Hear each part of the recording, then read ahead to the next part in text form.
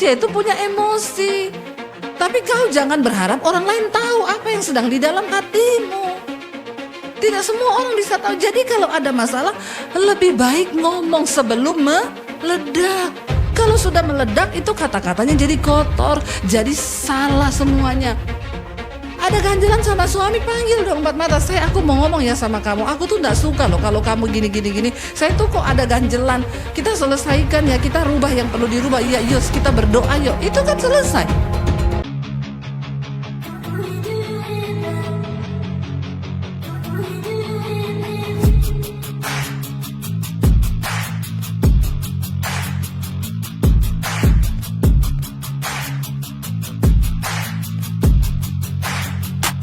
Selamat datang di channel Bela Kebenaran.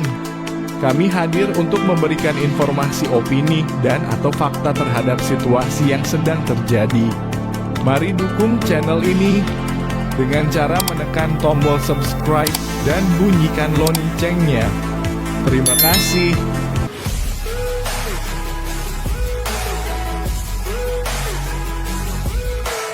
Hari ini tema firman Tuhan adalah bijak dalam perkataan, ya.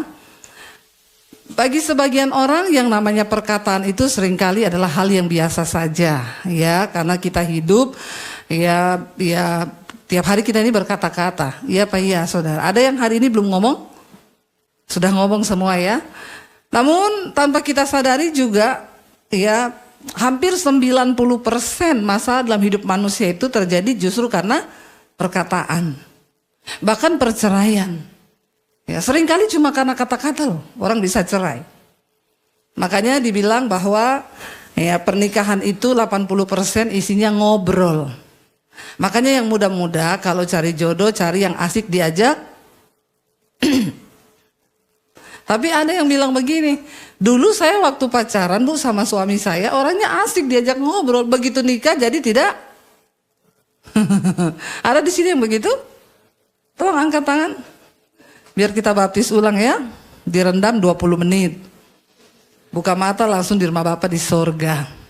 Saudara, ya bijak dalam perkataan. Kalau Tuhan memberikan firman untuk kita bisa lakukan, firman itu selalu ada sebab akibat. Kalau kita mau melakukan, maka ada akibatnya buat kita. Amin.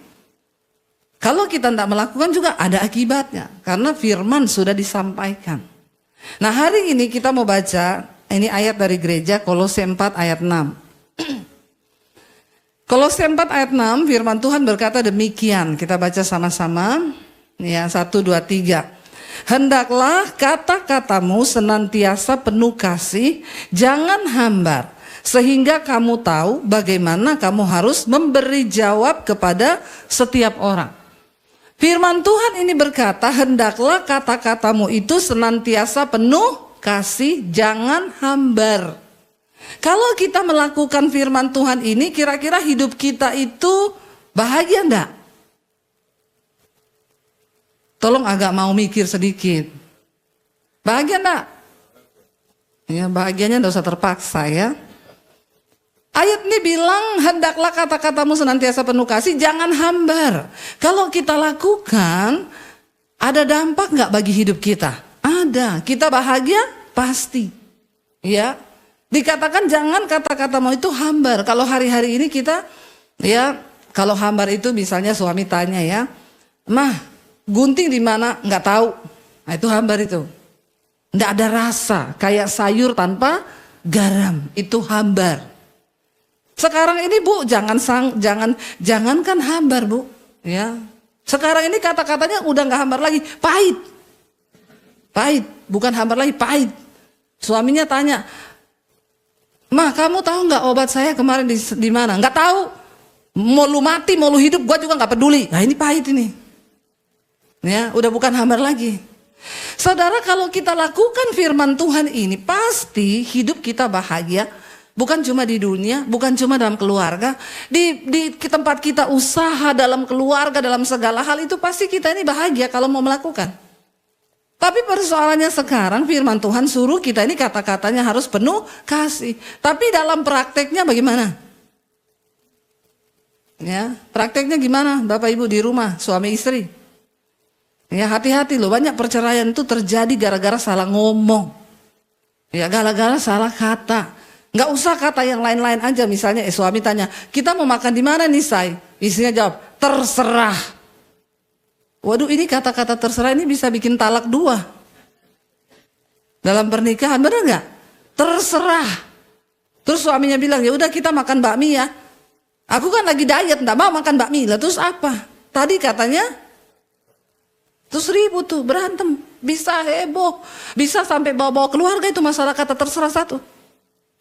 Jadi saya mau kasih tips buat bapak-bapak. Kalau mau ngajak istri makan, jangan bilang kita mau makan mana. Bilang begini, saya tebak aku mau makan di mana nih. Gitu, nanti kalau istri jawab berarti itu keinginannya. Biar bapak-bapak pengen makan soto, kalau istrinya ngomong bakmi, ikuti aja bakmi. Supaya aman dunia ini, amin. Karena kalau tidak cilaka kau. Ya, laki-laki ini memang di posisi yang serba salah. Ya, dia memuji istri, ya kamu hari ini cantik banget loh sayang. Oh berarti cuma hari ini. Lah yang kemarin-kemarin, capcay deh. Tapi ini loh kata-kata ini bahaya saudara. Makanya Alkitab mengajarkan kita untuk bijaksana dalam perkataan. Tapi tidak semudah itu. Bagaimana kita bisa bijaksana dalam perkataan? Ternyata memang sulit. Karena untuk bisa berkata manis, penuh kasih itu nggak bisa hanya pencitraan. Harus keluar dari dalam. Makanya banyak ibu-ibu yang berkata, Bu suami saya, kalau sama orang lain Bu kata-katanya itu manis, ketemu orang itu suami saya itu manis Bu. Tapi kalau sudah pulang ke rumah Bu, ketemu istri sama anak Bu, ya kembali dia ke bentuk aslinya, monster. Tapi di luar manis.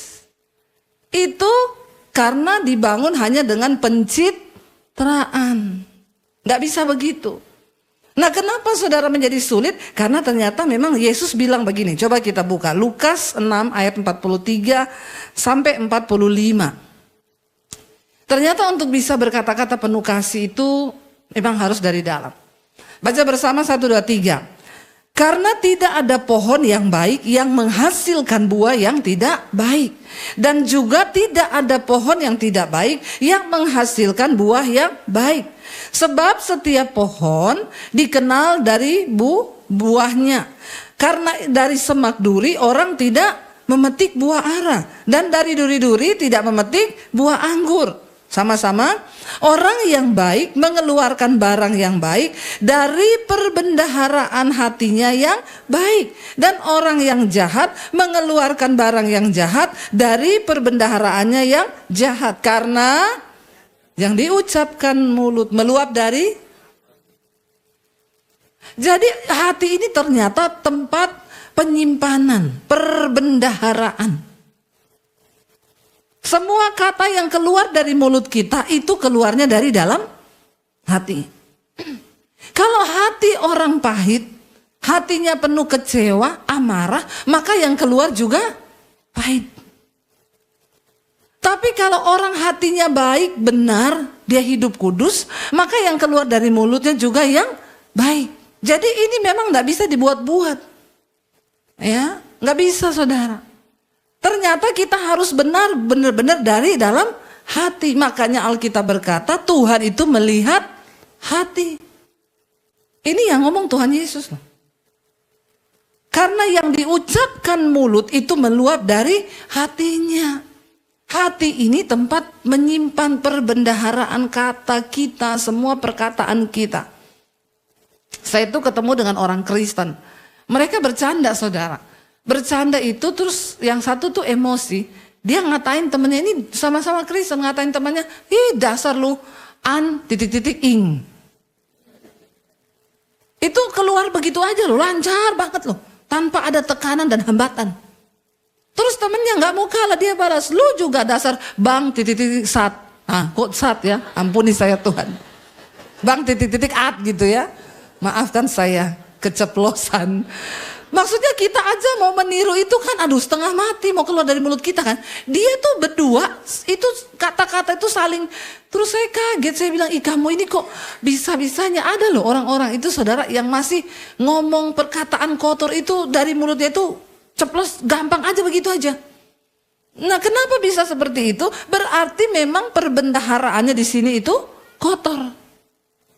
Ya, karena dia penyimpanannya itu kotor. Jadi yang begitu tuh keluar begitu saja tuh tanpa hambatan. Kalau kita sudah banyak bergaul dengan firman, hidup kita sudah diubahkan Tuhan Yesus. Kita mau ngomong begitu tuh mikir loh. Susah loh keluar dari mulut kita. Setiap daerah itu kan punya kata-kata makian toh.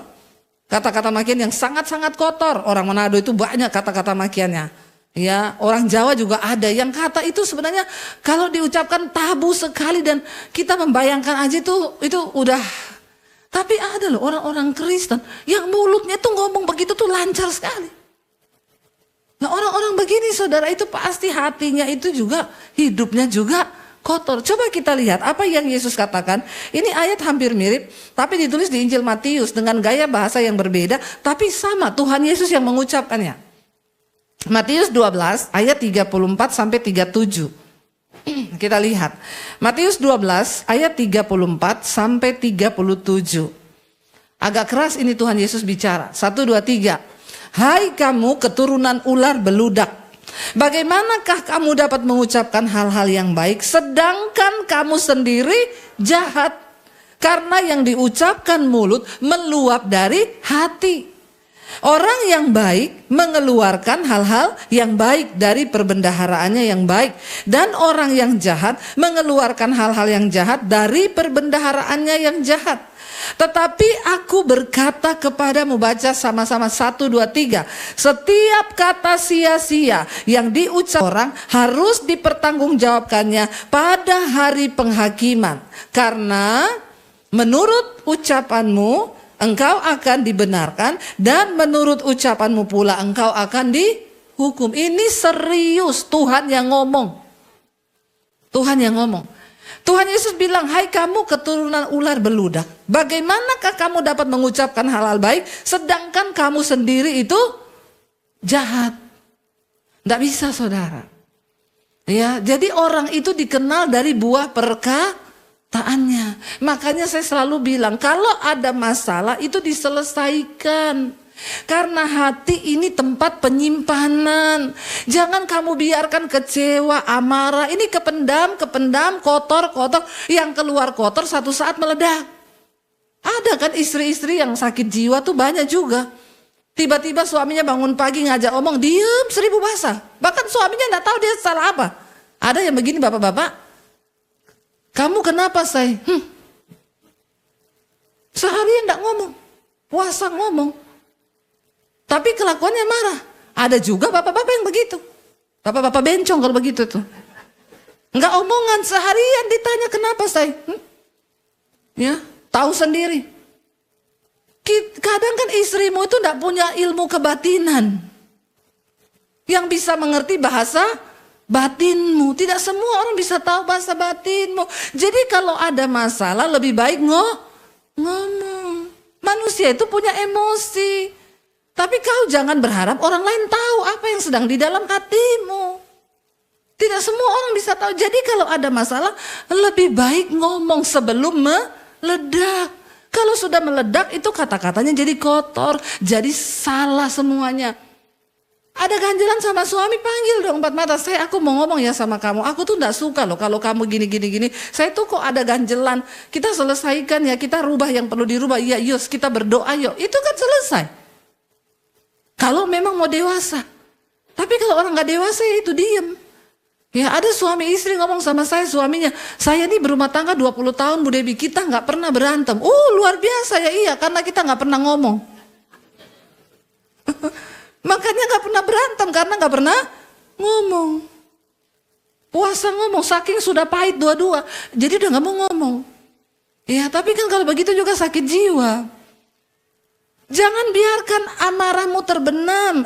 Amarahmu itu tidak padam sampai matahari itu terbenam. Sebelum matahari terbenam, padamkanlah marahmu. Itu penting untuk jiwamu. Karena banyak orang Kristen itu sakit jiwa. Tiba-tiba diam 1000 bahasa. Siapa yang tahu hatimu? Ya, kau rugi sendiri. Saya dulu punya teman begitu, saudara. Ya, bangun pagi, nggak ada apa-apa, diam. Saya tanyakan, saya salah apa ya? Nggak tahu. Itu bisa diam 3 hari begitu. Ya, lama-lama juga saya sakit jiwa kalau tinggal sama ini orang terus. Tapi orang-orang kayak begitu nggak akan berubah hidupnya. Nasibnya nggak akan berubah. Ya, karena apa? Dengan diri sendiri aja dia nggak bisa selesai. Ayo saudara, mari kita selesaikan karena Tuhan bilang yang keluar dari mulut itu meluap dari dalam hati. Ini perbendaharaan. Semua tersimpan di hati. Makanya perlu, kita nih kalau punya gudang gak pernah kita bersihin, yang datang apa? Tikus, kecoa, toh semua yang kotor ada di situ. Yang tadinya kita mau dijadikan tuh tempat penyimpanan, bersih, layak, jadi nggak bersih karena sudah jadi sarang tikus, sarang kecoa, karena tidak pernah dibersihkan. Demikian hatimu. Hati ini tempat penyimpanan, perbendaharaan, perkataan itu keluar dari dalam sini, saudara.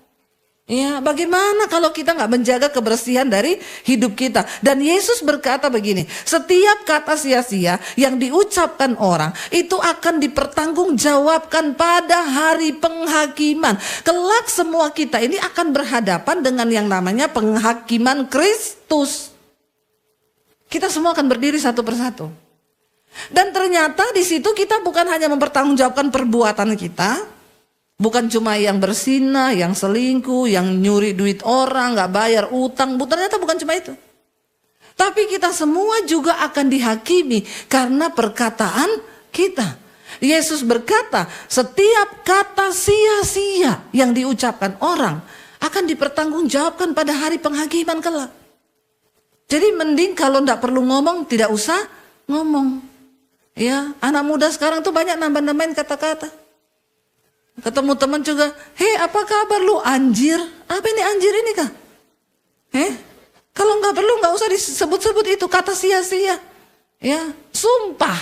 Alkitab bilang jangan bersumpah. Anak muda sekarang kalau ngomong sumpah, cuma mau ngomong, ya lu kok nggak datang tadi kita kumpul-kumpul. Aduh, aku tuh sibuk banget, sumpah. Nggak penting sumpahmu itu, daripada kau bersumpah sia-sia malah jadi tanggungan dosa, mending tidak usah ngomong. Ya, ini saudara, ayat ini bilang kita akan berdiri karena menurut ucapanmu kamu akan dibenarkan dan menurut ucapanmu pula engkau akan dihukum. Loh, ternyata ucapan kita pun menentukan kita ini benar atau tidak. Kita dihukum atau tidak. Kita masuk surga atau masuk neraka.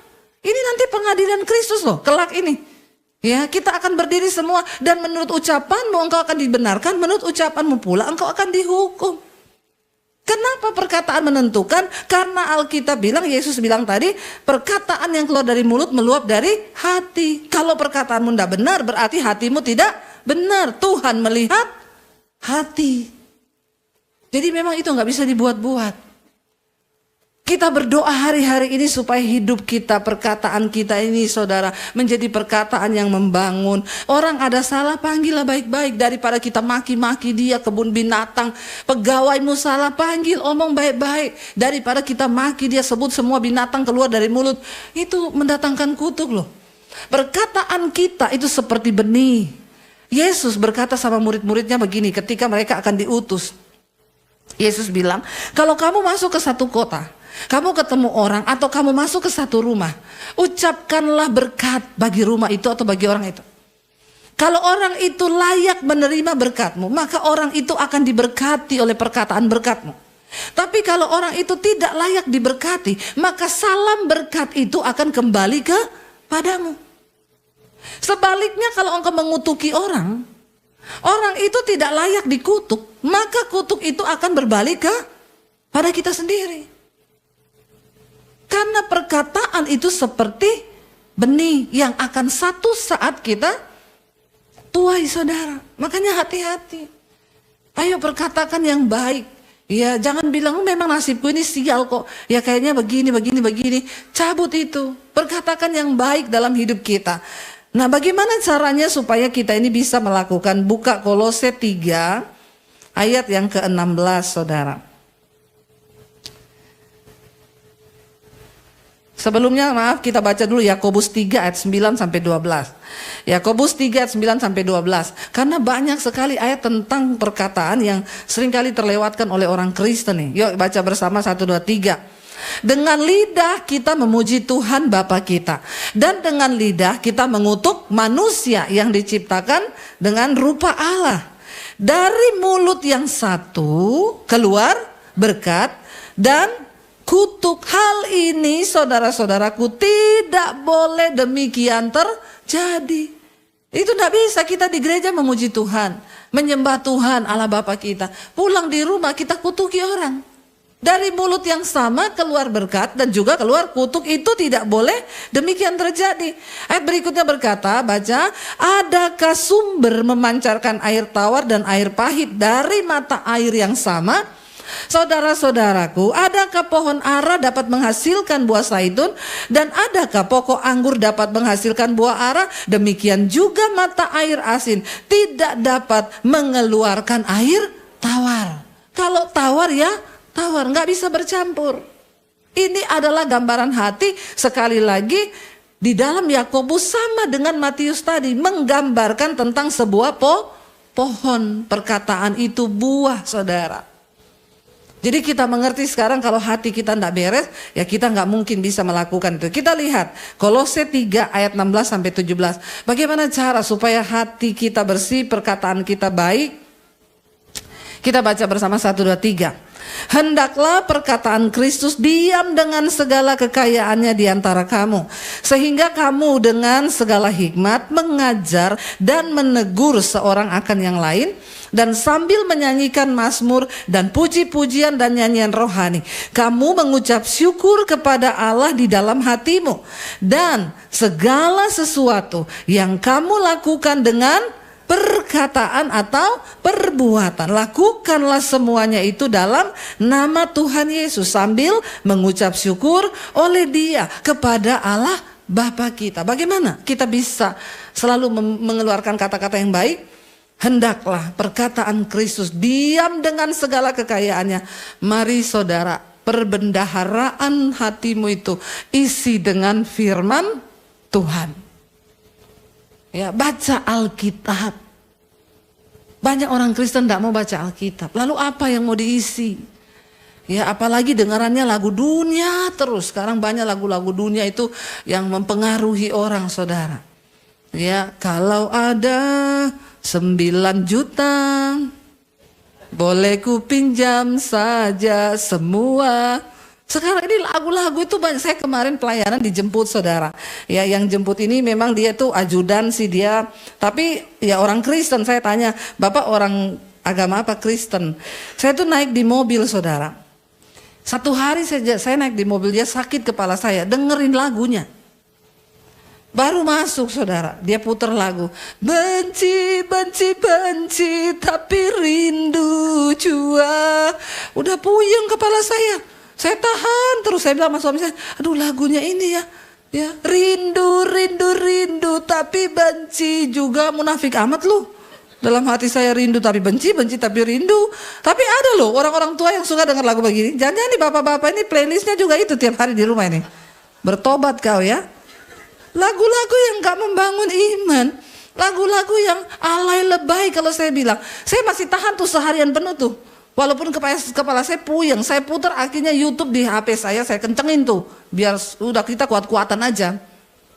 Hari kedua sama, baru masuk mobil. Itu lagu-lagu yang dulu-dulu yang alay-alay lebay itu. Yang sakit hati, kepahitan, ya, apa sandiwara, apalah itu. Terus saya bilang gini, Mas maaf ya mas, kau tidak sakit kepala dengan lagu-lagumu ini mas? Saya aja mas 2 hari naik mobil udah sakit kepala saya mas dengar lagumu.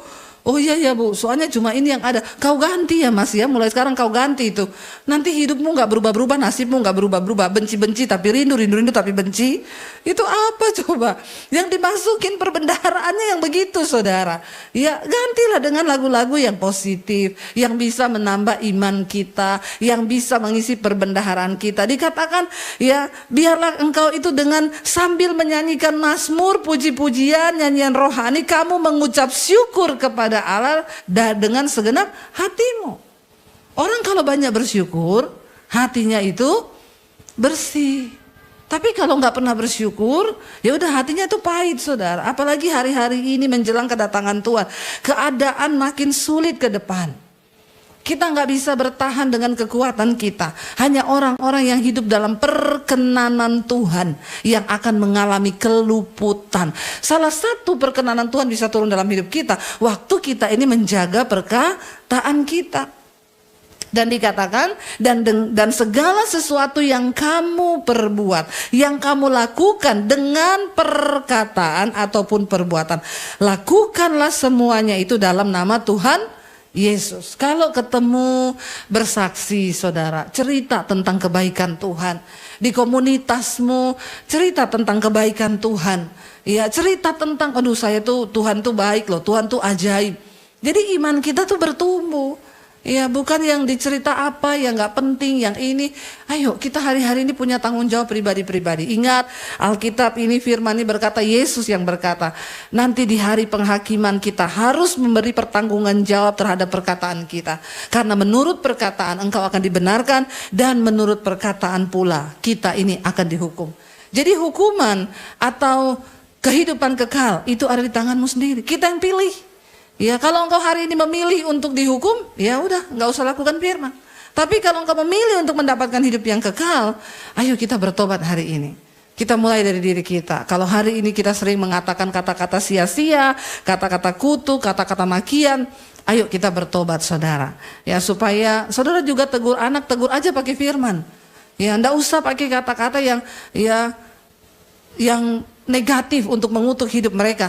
Tegur aja pakai firman. Kasih tahu kalau kamu menghormati Tuhan, maka hidupmu pasti dijamin oleh Tuhan. Itu cukup.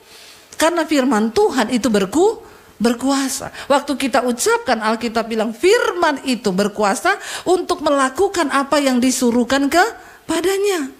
Orang yang mendengarkan firman itu akan menerima berkat Tuhan. Mari saudara, kita sama-sama mau merenungkan firman ini. Waktunya sudah habis. Kita sungguh-sungguh mau datang sama Tuhan. Kita mau bilang sama Tuhan, ajar kami Tuhan, supaya mulut kami ini penuh dengan pujian, penyembahan kepada Tuhan. Saya undang para imam musik maju ke depan. Kita mau bilang sama Tuhan, Tuhan ajar kami ini supaya apa yang keluar dari mulut kami itu yang akan terjadi saudara. Perkataanmu itu punya kuasa. Kalau engkau mau melihat hari-hari baik, di ayat yang lain firman Tuhan berkata, kalau engkau mau melihat hari-hari baik, jagalah perkataanmu.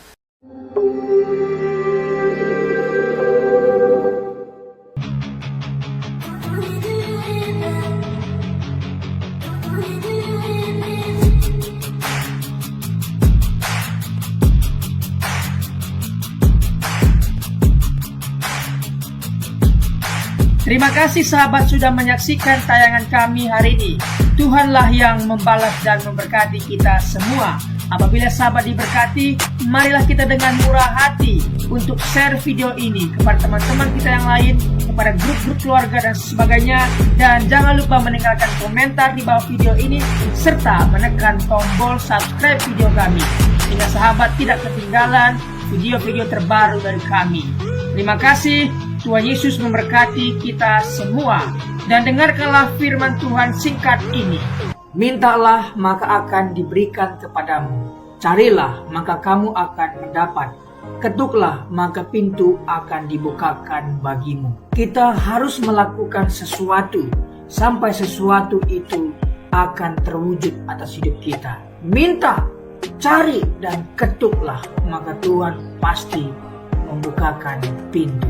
Lukas 18 ayat 1. Yesus mengatakan suatu perumpamaan kepada mereka untuk menegaskan bahwa mereka harus selalu berdoa dengan tidak jemu-jemu.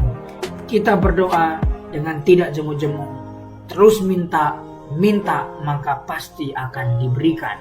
Tuhan Yesus berkata, karena itu aku berkata kepadamu, apa saja yang engkau inginkan ketika engkau berdoa, percayalah bahwa engkau telah menerimanya dan engkau akan memilikinya. Amini ayat firman Tuhan ini, bahwa Tuhan pasti memberikan segala sesuatu yang kita butuhkan. Semoga Allah, sumber pengharapan, memenuhi kamu dengan segala sukacita dan damai sejahtera dalam iman kamu, supaya oleh kekuatan Roh Kudus kamu berlimpah-limpah dalam pengharapan. Terima kasih. Apabila sahabat ada komentar dan pendapat yang lain terhadap video hari ini, boleh tuliskan komentarnya, pendapatnya di kolom komentar di bawah video ini, sehingga kita boleh diskusi di sana.